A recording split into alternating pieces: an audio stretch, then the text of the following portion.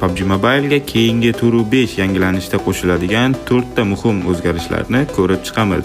Undan oldin videoga like bosib, menga obuna bo'lishni esdan chiqarmanglar, chunki bizni 90% odam obuna bo'lmasdan kuzatar ekan.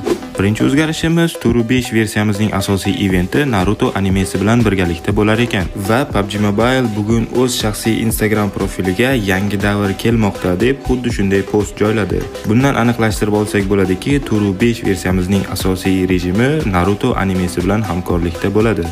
O'rgimchak odam rejimi esa katta ehtimol bilan sezonning yarmida o'yinga qo'shiladi. Chunki O'rgimchak odam filmining premyerasi iyul oyini oxiriga mo'ljallangani uchun aytib o'tganimdek katta ehtimol bilan sezonni yarmida qo'shishlari mumkin. Bu haqida 100% aniq ma'lumotlarni 11-iyul sanasida beta versiya yangilanganida to'liq ko'rib chiqamiz. Bu haqida ham albatta video chiqaraman. Videoni o'tkazib yubormaslik uchun menga obuna bo'lish esdan chiqmasin. Keyingi o'zgarishimiz esa Ferrari superkarlari bilan bo'ladigan hamkorlik. Bu hamkorlik ham o'yinga iyul oyini o'rtalarida qo'shiladi va qaysi mashinalarga Ferrari skillari qo'shilishi hali aniq emas. 4-o'zgarishimiz esa Turu 5 versiyada qo'shiladigan Ultimate ruletkasining obmen bo'limida M416 orujasiga Shinobi Kami skinining qaytishi hisoblanadi va u bilan birgalikda uning Ultimate kiyimi ham o'yinga qo'shiladi. Agar kimga bu 416 skini yoqadigan bo'lsa va eski versiyada ololmagan bo'lsa, bemalol Turu 5 versiyada Ultimate ruletkasidan moneta yig'ib almashtirib olsa bo'ladi.